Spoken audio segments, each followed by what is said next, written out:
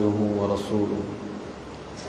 اللهم صل على محمد وسلم على محمد وبارك على محمد كما صليت وسلمت وباركت على إبراهيم وعلى آل إبراهيم إنك حميد مجيد.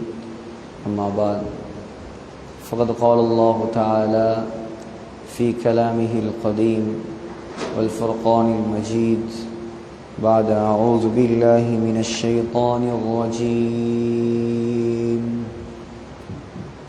بسم الله الرحمن الرحيم.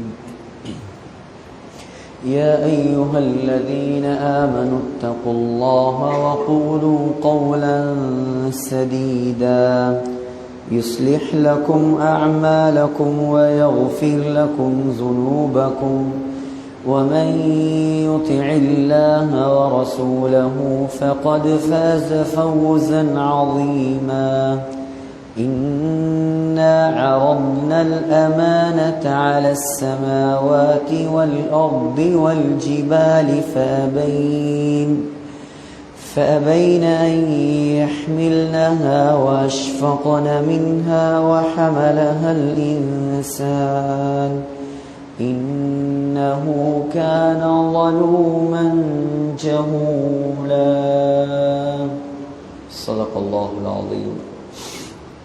وقال النبي صلى الله عليه وسلم: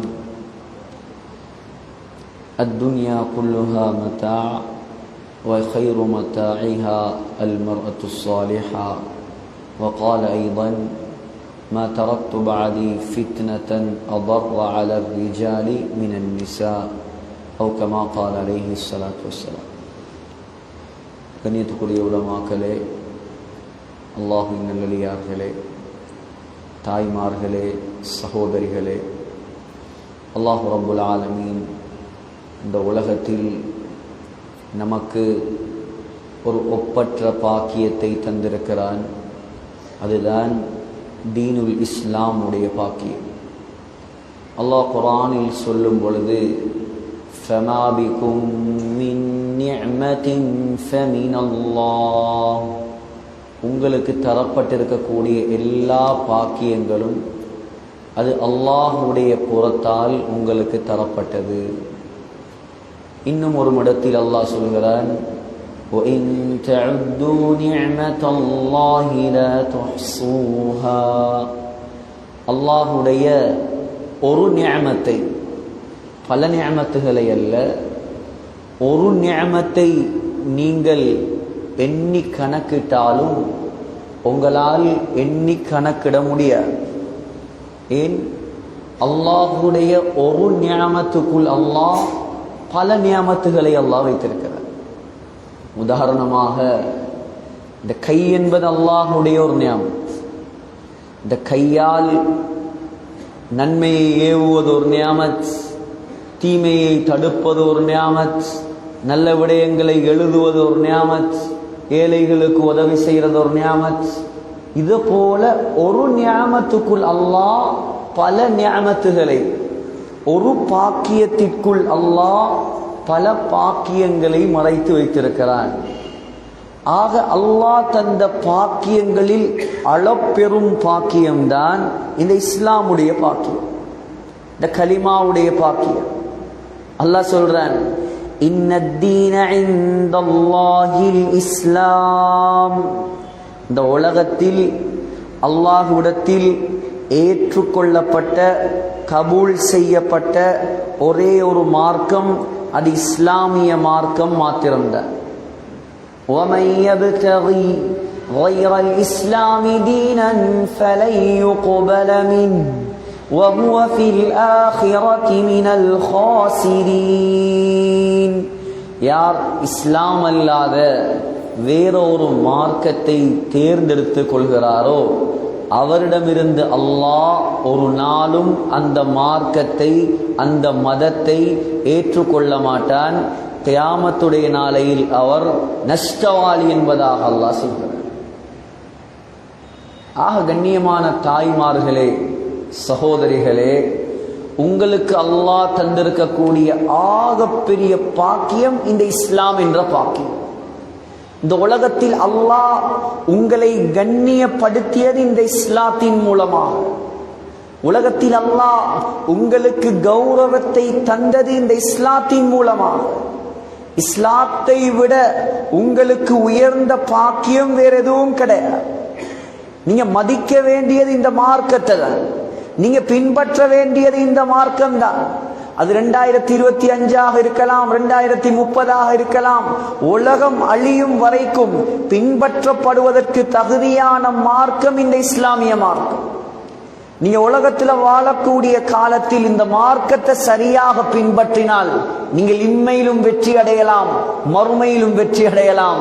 மார்க்கத்தை பின்பற்றுவதற்கு நாங்கள் தயாரில்லை, ஹிஜாபுக்கு நாங்கள் தயாரில்லை, முகத்தை மறைப்பதற்கு நாங்கள் தயாரில்லை. நாங்கள் சோசியல் மீடியாவுக்கு அடிமையானவர்கள். இது இப்போது உள்ள ட்ரெண்டிங்.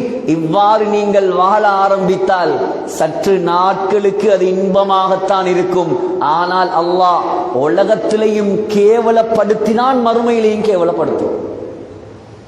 மார்க்கத்தில் விளையாடப்படாது. யாரா இருந்தாலும் சரி, ஆண்களா இருக்கலாம், பெண்களா இருக்கலாம், மார்க்க விஷயத்தில் விளையாடி விடாதீர்கள். ஏன்? இது அல்லாஹ் தந்த ஆகப்பெரிய பாக்கியம். இந்த நாட்டில் உள்ள எத்தனையோ அந்நியர்களுக்கு மத்தியில் அல்லாஹ் உங்களை ஒரு கலிமா சொன்ன முஸ்லிமாக தேர்ந்தெடுத்திருக்கிறான். இதுக்கு நீங்கள் அல்லாஹ்வுக்கு நெருப்பு தணலில் நெற்றியை வைத்து சுஜூது செய்தாலும் நன்றி செலுத்தி முடிக்க முடியாது. ஆகப்பெரிய பாக்கியம். பலஸ்தீனுடைய வெற்றி, ஹஜ்ரத் உமர் ரலியல்லாஹு அன்ஹுடைய காலம். பலஸ்தீன் விருப்பமான ஊர் தானே, அதான் கொஞ்சம் பலஸ்தீனையும் போட்டுக்கொள்ளும்.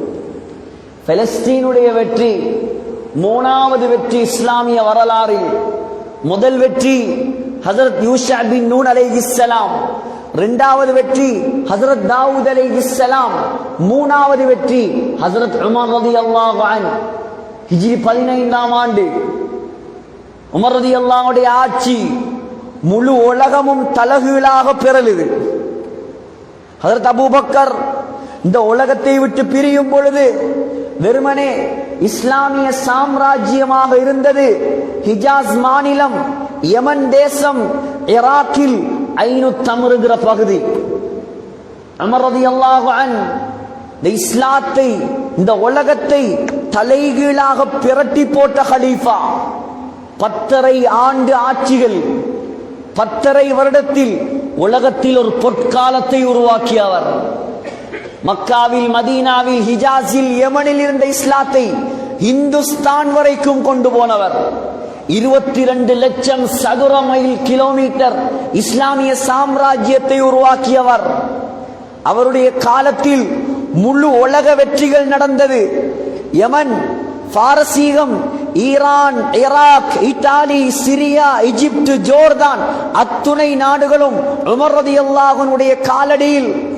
ஆனால் உமர் ரலியல்லாஹு அன்ஹு அவர்களுடைய ஆட்சி வரலாற்றில் ஒரு யுத்த களத்தில் இறங்கியது கிடையாது.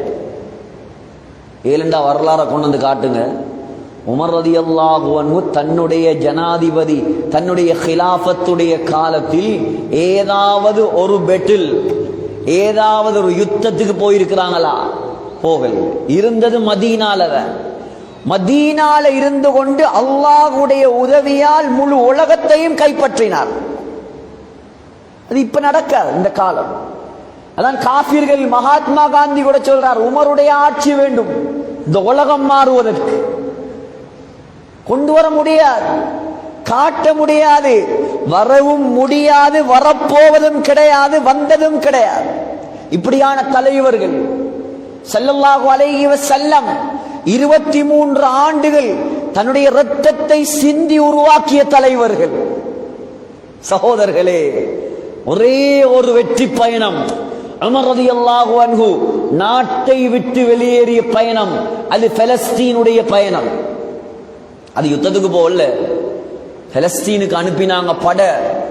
அபு உபைதா ரலியல்லாஹு அன்ஹுடைய தலைமையில் பலஸ்தீனை சென்றடைந்தது படை.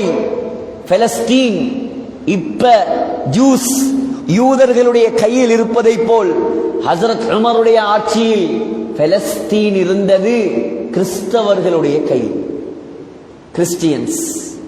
இப்ப வத்திகான் அவர்களுடைய தலைமை பீடமாக இருப்பது போல அப்ப மஸ்ஜிதுல் அக்ஸா அவர்கள் பிடித்து வைத்திருந்தார்கள். ஹஜரத் அபு உபைதா படையை திரட்டி சென்றார். போப்பாண்டவர்கள் பலஸ்தீனுடைய அக்ஸாவில் இருந்த பாதிரிகள் ஒன்று கூடி மஷூரா செய்து அபு உபைதாவிடம் சொன்னார்கள், நீங்கள் படையெல்லாம் எடுத்து யுத்தம் செய்ய வேண்டாம், புனித பூமியில் நாங்கள் உங்களிடம் அக்ஸாவுடைய சாவியை ஒப்படைக்கிறோம். ஆனால் ஒரே ஒரு நிபந்தனை, உங்களோட ஜனாதிபதி இங்க வரணும், அவர கையில தான் நாங்க திறப்ப கொடுப்போம். ஹஜ்ரத் உமர் ரலியல்லாஹு அன்ஹு வர சொல்லுங்க, திறப்ப கொடுக்கிறோம்.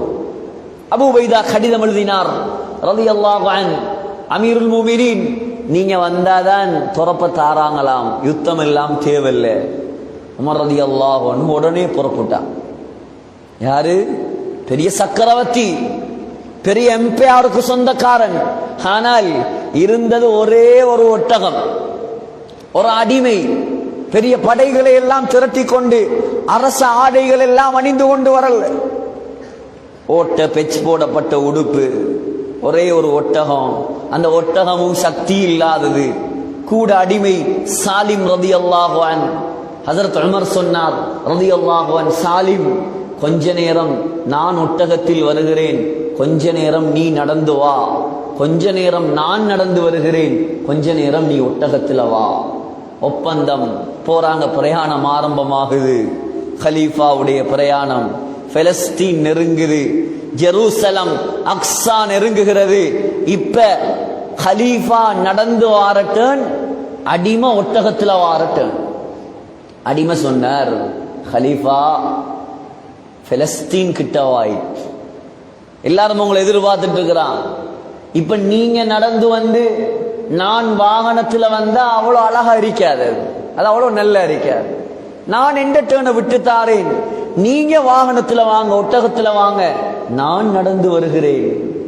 மறதி எல்லாம் சொன்னாங்க, ஓண்ட டேர்னா நீ மரியாதையா ஒட்டகத்துல வா, நீ விட்டு தர வேண்டிய அவசியம் எல்லாம் கிடையாது. யோசிச்சு பாருங்க, இப்படி இப்ப காணையிலுமா? ஒரு சின்ன ஒரு பதவி கிடைச்சா முகத்தையும் பார்க்க மாட்டான். சலாம் கொடுக்கிறது இப்படி, ஏழைகளுக்கு ஒரு சலாம், பணக்காரர்களுக்கு ஒரு சலாம், படித்தவர்களுக்கு ஒரு சலாம், கார்ல வந்தா ஒரு சலாம், பைசிக்கல்ல வந்தா ஒரு சலாம். கொண்டு வந்து காட்டுங்க ஏழும்டா. எங்கட முஸ்லிம் தலைவர்களை போல தலைவர்கள் கிடைக்க மாட்டாங்க இந்த காலத்துல. அது முடிஞ்ச அந்த காலம், பொற்காலம். சகோதரர்களே, இப்ப அபூ உபைதா ரலியல்லாஹு அன்ஹு பார்க்கிறார், உமர் ரலியல்லாஹு அன்ஹு நடந்து வாரார், அடிமை ஒட்டகத்தில் வாரார். உமர் ரலியல்லாஹு அன்ஹுடைய உடுப்புல எத்தனையோ பெச், 12 ஓட்டையில பெச் போட்டிருக்கு. என்னத்துக்கு வாரது? கான்ஃபரன்ஸுக்கு அல்ல, பெரியோரு புனித ஸ்தலம் பூமியுடைய துறப்ப வாங்குறதுக்கு. அபூ உபைதா ரலியல்லாஹு அன்ஹு வந்து சொன்னார், கலீஃபா நீங்க இந்த உடுப்பை மாத்தினா நல்லது, இந்த ஆடையை கொஞ்சம் மாத்தினா நல்லா இருக்குமே, வேறொரு உடுப்பு உடுத்தா நல்லா இருக்குமே. உமர் ரலியல்லாஹு அன்ஹு சொன்னாங்களாம், அபூ உபைதா நீ இல்லாமல் வேற யாராவது இந்த வார்த்தையை சொல்லி இருந்தால் மௌத்து வரைக்கும் மறக்க முடியாத தண்டனையை நான் கொடுத்திருப்பேன். சொன்னார்கள், இன்னா குன்னா அதல்ல கௌமின் ஃபஅஅஸ்ஸனா அல்லாஹு பில் இஸ்லாம். அபூ உபைதா, இந்த உமர் கேவலமானவனாக இருந்தான், இழிவானவனாக இருந்தான். அல்லாஹ் எனக்கு கண்ணியத்தை தந்தது உடுப்பின் மூலமாக, பட்டத்தின் மூலமாக, பதவியின் மூலமாக, ஆட்சியின் மூலமாக அல்ல. அல்லாஹ் எனக்கு கண்ணியத்தை தந்தது கலிமாவின் மூலமாக, இஸ்லாத்தின் மூலமாக. சொன்னார்கள், فَإِنِ ابْتَغَيْنَا الْعِزَّةَ بِغَيْرِ مَا أَعَزَّنَا اللَّهُ أَذَلَّنَا اللَّهُ. அபூ உபைதா, எப்பொழுது முஸ்லிம்கள் இஸ்லாத்தை விட்டுவிட்டு வேற வேற விடயங்கள் மூலமாக கண்ணியத்தை தேட ஆரம்பிப்பார்களோ முஸ்லிம்களை அல்லாஹ் கேவலப்படுத்த ஆரம்பிப்பார். இன்னைக்கு விளங்குதா இல்லையா? இந்த இஸ்லாத்தை தவிர மற்ற அனைத்து விடயங்களின் பெருமதியும் கல்புக்குள் வந்து விட்டது. ஆகையால் பெண்கள் நீங்க கொஞ்சம் சிந்திங்க. இந்த உலகத்துல உங்களுக்கு கண்ணியத்தை தந்தது இந்த இஸ்லாம் தான். இஸ்லாம் வருவதற்கு முன்னால், கலிமா உண்டாகுவதற்கு, ரசூலுல்லாஹி ஸல்லல்லாஹு அலைஹி வஸல்லம் நபியாக வருவதற்கு முன்னால், குர்ஆன் இறங்குவதற்கு முன்னால், இந்த பெண்களை ஒரு மனித படைப்பாக கூட அந்த காலத்தில் கணக்கெடுக்கவில்லை. அல்லாஹ் சொல்றான் குர்ஆனில், وَإِذَا بُشِّرَ أَحَدُهُم بِالْأُنثَى ظَلَّ وَجْهُهُ مُسْوَدًّا وَهُوَ كَظِيمٌ. ஜாஹிலியா காலத்தில் யாராவது ஒரு தகப்பனுக்கு உங்களுக்கு பெண் குழந்தை பிறந்திருக்கிறது என்பதாக சொல்லப்பட்டால் அந்த தகப்பனுடைய முகம் கோபத்தால் கருப்பாக மாறுமா. யதவாரா மினல் கௌம், வாப்பா என்ன செய்வாராம், சமூகத்தில் தலகாட்டாம வீட்டுக்குள் மறைந்திருப்பாராம். மின் சூஇ மா புஷ்ஷிர பிஹி அயும்சிகுஹு அலா ஹூனின் அம் யதுஸ்ஸுஹு ஃபித் துராப். யோசிப்பானாம், இந்த புள்ளைய கேவலத்தோட நான் வளர்க்கிறதா அல்லது உயிரோட குழி தோண்டி புதைக்கிறையா. பெண்களுடைய நிலைமை ஜாஹிலியா காலம். ஹரத்துக்கு, ஹஜ்ஜிக்கு, உம்ராவுக்கு போனவங்களுக்கு தெரியும். சுபைகா 84 நம்பர் கேட் பக்கத்திலேயே அடையாளப்படுத்தி வச்சிருக்கிறாங்க. என்னிடம் அது பெண் குழந்தைகளை உயிரோடு குழி தோண்டி புதைத்தானா. எங்க? கல்லலியால இல்ல, மக்கா முக்கர்ரமா ஹரம், ஹரம் ஷரீஃப். ஒரு புல்ல வெற்றது ஹராம், ஒரு மரத்தை வெற்றது ஹராம், மண்ணெடுத்து இன்னொரு இடத்துக்கு கொண்டு போறது ஹராம், வேட்டையாடுவது ஹராம். அப்படியான ஹரம் ஷரீஃப்ல நபி அலைஹிஸ்ஸலாம் வருவதற்கு முன்னால் ஹரத்திலேயே பிள்ளைகளை புதைச்சிருக்கான் உயிரோட. அவ்வளவு கேவலப்படுத்தினாங்க பெண்கள். இன்னைக்கு பெண் உரிமை பேசுறாங்களா இல்லையா? பெண்ணியம் பேசியது இஸ்லாம், உங்களுக்கு உரிமையை தந்தது இஸ்லாம். இன்றைக்கு தொழிலுங்கிறதும் அதுங்கிறதும் காலியா வரணுங்கிறதும் அப்படிங்கிறது இப்படிங்கிறதும் யாரு கொண்ட அந்த செய்தி? இதெல்லாம் மார்க்கத்துக்கு முரணான கருத்துக்களை விழுங்கி விடாதீர்கள். உங்களுக்கு கண்ணியத்தை தந்ததே இஸ்லாம் தான். மார்க்கம் சொல்ற முறையில உலகத்துல வாழுங்க, அல்லாஹ் உங்களை கண்ணியப்படுத்துவான். குர்ஆனை பெறட்டுங்க. சூரத்துர் ரிஜால், ஆண்கள் என்பதாக ஒரு சூரா கிடையாது. ஆனால் சூரத்துன் நிசா, பெண்கள் என்பதாக அல்லாஹ் ஒரு சூறாவை இறக்கி வைத்திருக்கிறார். ஹஜ்ரத் ஈசா அலைஹிஸ்ஸலாம் உருவாக்கியது யார்? இந்த உலகத்தில் பிறந்த ஆகப்பெரிய அற்புதமான படைப்பு. ஹஜ்ரத் மூசா அலைஹிஸ்ஸலாம் வளர்த்தது யார்? குர்ஆன்ல 183 இடங்களில் ஹஜ்ரத் மூசா அலைஹிஸ்ஸலாத்துடைய பெயர். யார் வளர்த்தது? யார் வளர்த்தது? ஃபிரௌனுடைய மனைவி. ஃபிரௌனுடைய மனைவி முழு உலக பெண்களுக்கு முன்மாதிரி. ஆசியா பின்த் முஸாஹிம். யார் ஆசியா? செய்தது என்ன? ஏன் ஆசியாவுடைய பெயர் 2000 வருடங்களுக்கு முன்னால் 3000 வருடங்களுக்கு முன்னால் வாழ்ந்த அந்த ஆசியாவுடைய நாமம் இன்று வரைக்கும் முழு உலக முஸ்லிம்களாலும் போற்றி புகழப்படுவதற்கு காரணம் என்ன? எதுவும் இல்லை பெண்களே, தீனுக்காக செய்த தியாகம், இஸ்லாத்துக்காக செய்த தியாகம். ஆசியாவிடம் பவுன் கணக்கில் தங்கம் இருந்ததால் ஆசியாவுடைய பெயர் நிலைக்கவில்லை. ஆசியா அரசனுடைய மனைவியாக இருந்ததால் ஆசியாவுடைய பெயர் நிலைக்கவில்லை. ஆசியா எகிப்து நாட்டு பட்டத்து மகாராணியாக இருந்ததால் ஆசியாவுடைய பெயர் நிலைக்கவில்லை. ரலியல்லாஹு அன்ஹா ஆசியா அல்லாஹ்வுக்காக உயிரை விட்டதால் இன்று வரைக்கும் பிறக்கும் குழந்தைகள் ஆசியா என்பதாக திருநாமம் சூட்டப்படுகிறது. என்ன செய்தார்? கொடுங்கோலனுடைய மனைவி, எகிப்து நாட்டின் சர்வாதிகாரியின் மனைவி. நினைத்திருந்தால் தங்க கட்டிலில் படுத்திருக்கலாம், நினைத்திருந்தால் பட்டத்து மகாராணியாக சொகுசு வாழ்க்கை வாழ்ந்திருக்கலாம். ஆசியா செய்த ஒரே தவறு என்ன தவறு? அல்லாவை கடவுளாக ஏற்றது, அல்லாவை தெய்வமாக வணங்கியது, வேற எதுவும் செய்யவில்லை. அதுக்கு கிடைத்த தண்டனை தான் கொலை.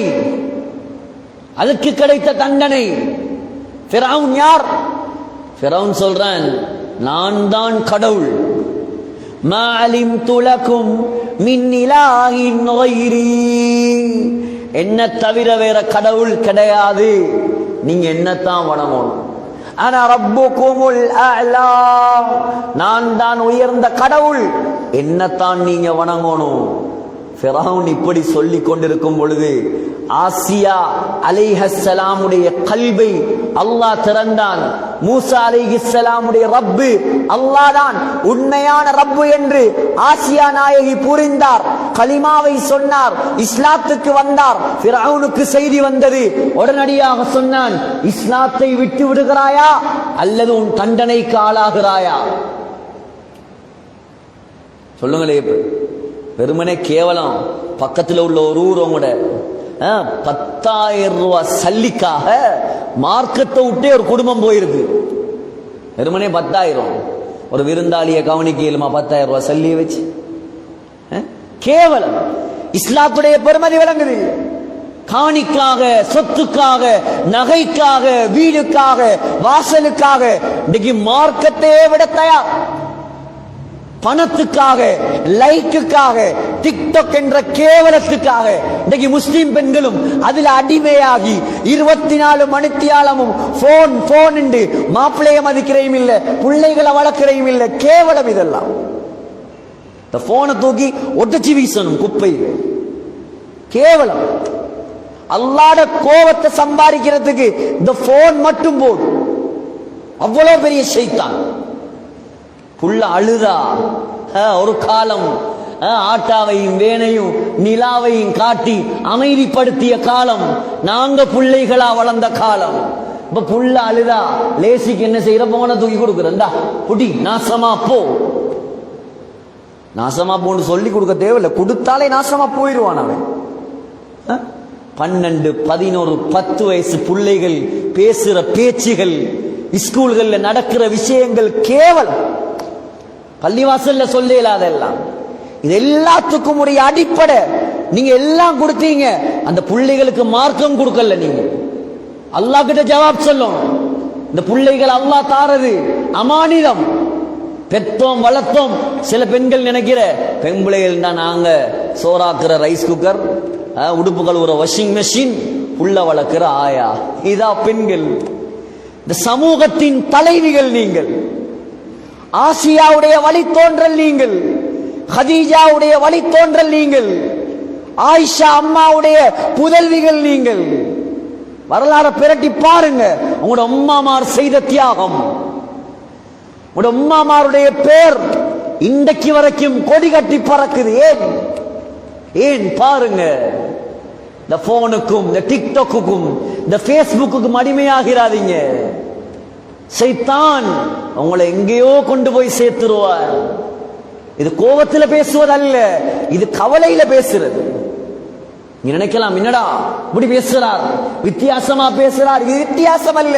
முழு உலகமும் முழு இலங்கையும் பாதிக்கப்பட்டு சீரழி இருந்த போனால. அல்லாஹ் காப்பாற்றும். கவலையான விஷயம். ஒரு காலம் மகரிபுடைய நேரமானா குர்ஆன் ஓதுற சத்தம். இப்ப மகரிபுடைய நேரமானா பொண்டாட்டி மாப்பிள்ளையும் விளங்குதில்லை, பிள்ளையும் விளங்குதில்லை. சினிமா சீரியல்ல போய் உட்கார்ந்தாச்சு. நான் அங்கேயே சொன்னேன், உங்களோட சினிமாவால தான் எங்களோட ஸ்ரீலங்கா நாசமா போயிருக்கு. உங்களோட சினிமா, உங்களோட சீரியல், உங்களோட நாடகம், இதுகளை பார்த்து பார்த்து எங்களோட ஸ்ரீலங்காவும் கெட்டு போயிருச்சு. பாக்குற அதுல அவன் என்ன காட்டுறான்? ஆயிஷா நாயகிட வரலாறையும் ரசூலுல்லாஹ் வரலாறையுமா காட்டுறான். முழுக்க முழுக்க மாமியாவை எப்படி கொள்ளலாம், மருமகளை எப்படி வீட்டை விட்டு விரட்டலாம், கணவன் தெரிந்து எப்படி சல்லிய பறிக்கலாம், அதை பார்த்து பார்த்து இவள் இங்க வாழ பார்க்கிற. கேவலம் இதெல்லாம், கேவலம். ஆசியா அம்மா ரலியல்லாஹு அன்ஹா நினைத்திருந்தால் உங்களை விட சிறப்பாக வாழ்ந்திருக்கலாம்.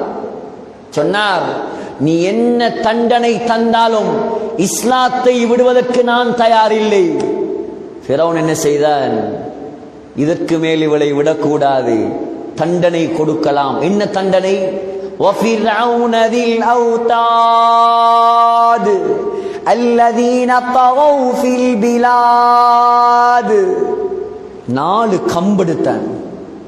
4 கம்பெடுத்து 4 கம்ப நாட்டி ஆசியா நாயகியுடைய ஆடைகளை எல்லாம் களைந்து 2 கையையும் 2 கம்புல 2 காலையும் 2 கம்புல கட்டி வெயில்ல காய வைத்தான். சொன்னான், ஒன்று மரியாதையா நீ இஸ்லாத்தை விடணும், இல்லண்டா இப்படியே கிடந்து செத்து போகும். இப்படியே கிடந்து செத்து போனாலும் சாகுவேனே தவிர அல்லாஹ்வை நிராகரிக்க மாட்டேன் நான். அப்படியா? உண்ட தலையில நான் கல்ல போட்டு கொலை செய்வேன், கல்ல தூக்கி போட்டு கொள்ளுவேன் உன்னை. என்னத்தை தூக்கி போட்டு கொண்டாலும் நான் மார்க்கத்தை விட மாட்டேன். எவ்வளவு பெரிய தியாகி! அல்லாஹ் சொல்றான், وَضَرَبَ اللَّهُ مَثَلًا لِلَّذِينَ آمَنُوا امْرَأَتَ فِرْعَوْنَ. கியாமத் நாள் வரைக்கும் வரக்கூடிய முஃமினான பெண்களுக்கு உதாரணம் ஃபிரௌனுடைய மனைவி. உடனே கையேந்தின அல்லாஹ் கிட்ட, யா அல்லாஹ், நினைச்சிருந்தா நான் மகாராணியா வாழ்ந்திருக்கலாம், நினைத்திருந்தால் தங்க கட்டில படுத்திருக்கலாம். ஆனால் உன்னை ரப்பாக ஏற்ற ஒரே ஒரு காரணத்துக்காக எனக்கு இந்த நிலைமை. எனக்கு நீ தர வேண்டிய சன்மானம் என்ன தெரியுமா? புத்திசாலி ஆசியா கேட்டார், ரப்பி இப்னி லீ இந்தக பைத்தன் ஃபில் ஜன்னah. யா அல்லாஹ், சுவர்க்கத்தில் ஒரு மாளிகை, அதுவும் சும்மா மாளிகை அல்ல, உனக்கு பக்கத்தில் வேணும் அந்த மாளிகை. முதலாவது துவா. ரெண்டாவது துவா, இந்த ஃபிரௌன் இந்த தலையில கல்ல போட்டு கொள்ள போறான், இவன் ஃபித்னா விட்டு என்ன நீ காப்பாத்து. கொண்டு கல்ல தூக்கி போட்டாங்க.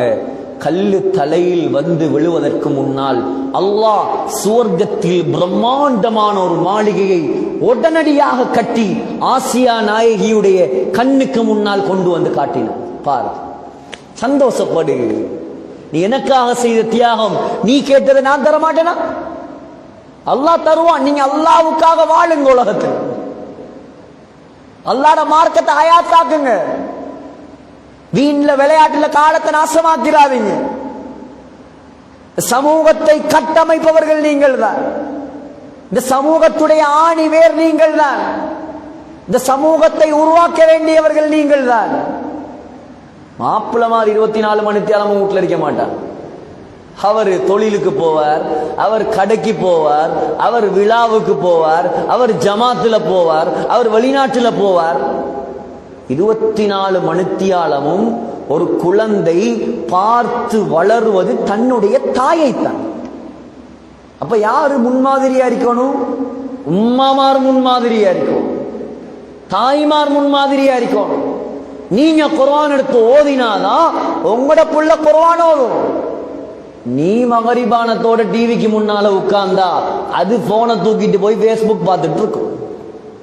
இது ரியாலிட்டி. இதான் ரியாலிட்டி, இதான் உண்மை. இது நடக்குது, நாங்க பார்க்கிறோம் கண்ணுக்கு முன்னால். எங்கேயாவது ஒரு வீட்டுக்கு போனா அந்த புள்ளட கையில பெரிய செங்கல் மாறி போன வச்சு பார்த்துட்டு இருக்கு. அது என்ன பாக்குது, ஏது பாக்குது, அதை பத்தி உம்மாக்கும் கவலை இல்ல, வாப்பாக்கும் கவலை இல்ல. அது எங்கேயோ போகுது. அல்லாஹ் காப்பாத்தணும். ஒரு நியூ மாடல் போன் வந்தா முதலாவது அந்த பிள்ளையிட கைவரி. கேவலம் சகோதரர்களே. ஆகையால் மாறணும். நாங்க ஆசியாவை போல மாறணும். யார் ஆசியா ரலியல்லாஹு அன்ஹா? உலகத்துல ஆக கெட்டவனுடைய மனைவி. நான் கேட்கிறேன், ஃபிரௌனை விட கெட்டவன் யாராவது இருக்கானா? உங்க யாருக்காவது ஃபிரௌனை போல மாப்பிளமார் கிடைச்சிருக்கா? கிடைக்குமா? உலகத்துல கிடைக்கா. ஃபிரௌனோட வாழ்ந்தவள் சொர்க்கவாதி. நாம ஏன் சொர்க்கவாதியா மாறையில? நாங்க ஏன் சொர்க்கத்தை தயாரிக்கல?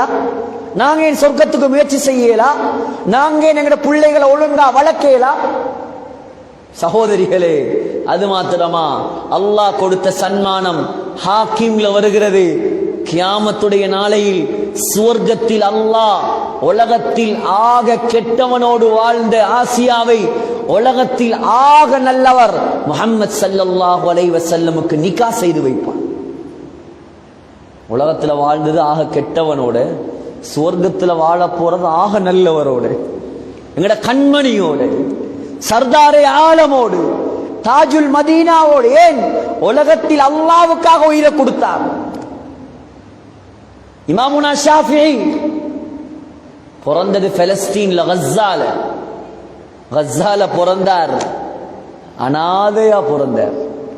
ஸல்லல்லாஹு அலைஹி வஸல்லம் உடைய பரம்பரையில பிறந்தவர். குறைஷி குலம், கஸ்ஸால பிறந்தார். அனாத தாய், இளம் வயது குமரி. நினைத்திருந்தால் வேற திருமணம் முடித்து வாழ்ந்திருக்கலாம். ஆனால் தாய் நினைத்தார், இது குறைஷி குலத்தில் அல்லாஹ் எனக்கு தந்த ஒரு முத்து, இந்த குழந்தையை நான் அல்லாஹ்வுடைய மார்க்கத்துக்காக நான் பாவிக்கும். இன்னைக்கு நியத் இருக்குதா யாருக்காவது? ஆம்பளை பிள்ளைய கண்டத்தோடையே, இதுவும் கிழக்கு மாகாண மாதிரி தான் இந்த ஊர்களும், கண்டத்தோடே டாக்டர் ஆக்கணும், இன்ஜினியர் ஆக்கணும், அப்படி ஆக்கணும், இப்படி ஆக்கணும், பணக்காரன் ஆக்கணும். அதான் நீங்க ஏதாவது ஆக்குங்க, நாங்க வாகனான்னு சொல்லல. நீங்க பைலட் ஆக்குங்க, கேப்டன் ஆக்குங்க, டெர்மடாலஜிஸ்ட் ஆக்குங்க, இல்லாட்டி யூரோலஜிஸ்ட் ஆக்குங்க, என்னையாவது ஆக்குங்க. அல்ஹம்துலில்லாஹ், தேவைதான். இஸ்லாமிய சமூகத்துக்கு தேவை, பெண்கள் வியோஜி தேவை, நாங்க வானான்னு சொல்லல. ஆனா மார்க்கத்தை இழந்து நீங்க கொடுக்காதீங்க. நீ ஹாஃபிஸாகு, பைலட்டாகு, ஆலிமாகு, கேப்டனாகு, நீ முஃப்தியாகு, டாக்டராகு. ஆபரேஷன் பண்ணும் போது நீ அந்தந்த பலாய சொல்ல மாட்டாய். நீ குர்ஆன் ஓதி ஓதி ஆபரேஷன் பண்ணுவாய். அல்லாஹ்வோட தொடர்புள்ள ஆலிம், அல்லாஹ்வோட தொடர்புள்ள டாக்டர், அல்லாஹ்வோட தொடர்புள்ள பைலட் தேவ சமுதாயத்துக்கு. ஆனா இன்னைக்கு முழுக்க முழுக்க பார்க்கிறது அந்த புள்ளட படிப்பை மட்டும்தான், அந்த புள்ளட பணத்தை மட்டும்தான். மார்க்கத்தை பத்தி யாருக்கும் கவலை இல்லை. அதுக்கு பின்னால கொஞ்சம் வளர்ந்து கெட்ட கூட்டாளிமாரோட சேர்ந்து கெட்டு போய் ட்ரக்ஸ் அது இது வானத்துக்கு பிறகு தலையில கை வச்சுட்டு ஒப்பாரி வச்சுட்டு மாலையை வித்தாவது நான் தாரேன், இவனை எப்படியாவது திருத்தி தாங்க. அது பிறகு நீ மாலையை வித்தும் வேலை இல்ல, காப்ப வித்தும் வேலை இல்ல, காணிய வித்தும் வேலை. சின்ன வயசுல இருந்து பிள்ளைகளுக்கு மார்க்கத்தை கொடுங்க. இமாம் ஷாஃபியுடைய தாய் செய்த தியாகம் இன்றைக்கும் கபர்ல சந்தோஷமா இருப்பா இன்ஷா அல்லாஹ். ஏன்? அந்த புள்ளைய உருவாக்கினா, பச்சை புள்ளைய தூக்கிட்டு பலஸ்தீன்ல இருந்து மக்காவுக்கு வந்து 6 வயசுல ஹாஃபிஸ் ஆக்கினா இமாம் ஷாஃபி. 9 வயசுல 3000க்கு மேற்பட்ட ஹதீஸ் முவத்தா மாலிக பாடமாக்க வச்சா. செய்த தொழில் என்ன? மக்கால உள்ள பணக்கார ஊடுகளுக்கு போய் பிஞ்ஞாங்கோப்பையை கழுவி அதுல வார வருமானத்துல தான் புள்ளைய ஓத வச்சு. சாய் செய்த தியாகம். சொன்னா, மகனே, மதீனாவுல பெரிய ஒரு ஆலிம் இருக்கிறார், இமாம் மாலிக், போய் அவர்கிட்ட படி. அங்க போனா இமாம் மாலிக் ஆச்சரியப்பட்டார். நீ முஃப்தி, ஃபத்வா கொடுக்க தகுதியானவர். அராஃபி கல்பிக நூரா ஷாஃபி, உன்னுடைய கல்புல எனக்கு வெளிச்சம் விளங்கு. மாலிக் கிட்ட படிச்சு திரும்பி வந்தார். தாய் சொன்னார், மகனே யமனுக்கு போ, பெருமளமாக்கல் இருக்கிறான். போனார் யமனுக்கு. திரும்பி வந்தார். சொன்னா, மகனே நான் ஓத வைக்கிறேன் உன்னை, பாத்திரம் கழுவி பக்தாத் இராக்குக்கு போ, ஓது, மார்க்கத்தை படி, பெருமுலமாக்கல் இருக்கிறாங்க. 25 வருஷம் மார்க்கம் படிச்சார் இமாம் ஷாஃபி. 6 வருஷம் மதரசால ஒரு 6 வருஷமா, 40 வருஷம் 30 வருஷம் கனடால இருக்கிறார் மாப்பிள்ளை, லண்டன்ல இருக்கிறார், 10-12 வருஷம் வரவே இல்லை நாட்டுக்கு. அதை பத்தி எல்லாம் கவலை. சல்லி வருது மார்க்கத்துக்காக ஒரு 8 வருஷமா 10 வருஷமா. அல்லாஹு அக்பர். 25 வருஷம் இமாம் ஷாஃபியுடைய இல்மை தேடிய காலம். கடைசியில பக்தாதுக்கு போனா அங்க இமாம் ஷாஃபியுடைய புகழ் உலகெல்லாம் பரவ ஆரம்பிக்கிறேன். அறிவு கடல். ஹாரூன் ரஷீதுடைய ஆட்சி. மன்னர் ஹாரூன் ரஷீத் சும்மாவே உலமாக்களை மதிப்பவர். இமாம் ஷாஃபியை கொண்டு வந்து தன்னுடைய அரசு சபையில உட்கார வைத்து விட்டார் முஃப்தியாக. இமாம் ஷாஃபி ஊருக்கு போகணும், தாயை பார்க்கணும். என்ன செய்தார்? ஒரு சாக்கு நிறைய, ஒரு பை நிறைய தங்க காசுகளை நிறைத்து இமாம் ஷாஃபி அனுப்பி வைத்தார். உமாக்கு செய்தி வருது, உங்களோட மகன் பெரிய தங்க குவியலோட வாரார். ஹாரூன் ரஷீத் மன்னர் கண்ணியப்படுத்தி அனுப்பினார். வாரார், வந்து கொண்டிருக்கிறார் உங்களை சந்திக்க. தாய் என்ன சொல்லி இருக்கணும்? அல்ஹம்துலில்லாஹ், இவ்வளவு காலமா பிஞ்சாங்கோப்ப கழுவி என்ற புள்ளைய ஓத வச்சிருக்கிறேன். இதுக்கு பின்னாலனா காலுக்கு மேல காலை போட்டு மகாராணி மாதிரி உட்காரலாம். வந்து சொன்னவர்கிட்ட சொன்னாவாம், இந்த மகன்கிட்ட போய் சொல்லுங்க, அவர் வரும்போது ஹரத்துடைய எல்லையில ஃபுகராக்கள் மிஸ்கீன்கள் இருப்பாங்க, ஹாரூன் ரஷீத் தந்த அவ்வளோ சல்லியையும் அவர்களுக்கு பங்கிட்டு கொடுத்துட்டு எப்படி வெறுங்கையோடு அவர் போனாரோ அந்த வெறுங்கையோட இங்க வர சொல்லுங்க. நான் அவரை மார்க்கத்தை படிக்க விட்டது துனியாவை சம்பாதிக்கிறதுக்கு இல்ல, தீன ஹயாத்தாக்குறது. இன்றைக்கு இமாம் ஷாஃபி மௌத்தா போய் 1200 வருடங்களுக்கு மேல், இமாம் ஷாஃபியுடைய தாய் மரணித்த 1200 வருடங்களுக்கு மேல். இன்றைய கணக்கெடுப்பின் படி முழு உலகத்திலேயும் இமாம் ஷாஃபி வாழ்ந்தது வெறுமனே 53 வருஷம்தான். ஆனால் இன்று உலகளாவிய ரீதியில் 50 கோடி முஸ்லிம்கள் இமாம் ஷாஃபியை பின்பற்றுறார். 50 கோடி குரோட்ஸ். எதனால் கிடைச்சது சகோதரர்களே? தாயுடைய தியாகம். இந்த ஒரு வரலாறு போதும், உங்களுக்கு வேற ஒன்று நான் சொல்ல தேவை. ஆகையால் பெண்களே யோசிங்க, எங்கட வாழ்க்கை போறது சரியா? நாங்க பார்க்கிற பார்வைகள், எங்கட மகரமான உறவுகள், எங்கட போன்கள், இது எல்லாம் என்ன நிலைமையில் இருக்குது? யோசிங்க. பிள்ளைகளுக்கு மார்க்கத்தை கொடுங்க. 4 பிள்ளையா 3 பிள்ளையா, ஒரு பிள்ளையாவது ஹாஃபிஸாக, ஆலிமாக, தாயியாக ஆக்குங்க. உங்களோட கபர்ல நீங்க சந்தோஷமா இருப்பீங்க. மார்க்கத்தை கொடுங்க, தீன கொடுங்க, கணவனுக்கு வழிபடுங்க, அல்லாஹ்வை அஞ்சுங்க. உங்களோட பார்வைகளை, உங்களோட தன்மைகளை பாதுகாருங்க. அல்லாஹ் உங்களை உயர்ந்த அந்தஸ்தில் கொண்டு சேர்ப்பான். எனவே எல்லாம் வல்ல அல்லாஹ் சுப்ஹானஹு தஆலா இந்த ஊரையும், இந்த ஊர் மக்களையும், இந்த ஊர்ல உள்ள பெண்களையும் ஆண்களையும் எல்லாரையும் கபூல் செய்வானாக. 100க்கு 100 ஹிஜாப் உள்ள பெண்களை, ஈமான் உள்ள பெண்களை, இமாம் ஷாஃபியுடைய தாயை போன்ற பெண்களை இந்த ஊரில் உலகத்தில் உருவாக்குவானாக. யா அல்லாஹ், நம்முடைய முடிவுகளை நல்ல முடிவுகளாக ஆக்குவாயாக. ஆமீன் யா ரப்பல் ஆலமீன். வ ஆகிரு தஅவானா அல்ஹம்துலில்லாஹி ரப்பில் ஆலமீன். சுப்ஹானக அல்லாஹும்ம வ பிஹம்திக அஷ்ஹது அன் லா இலாஹா இல்லா அன்த அஸ்தக்ஃபிருக வ அத்தூபு இலைக்.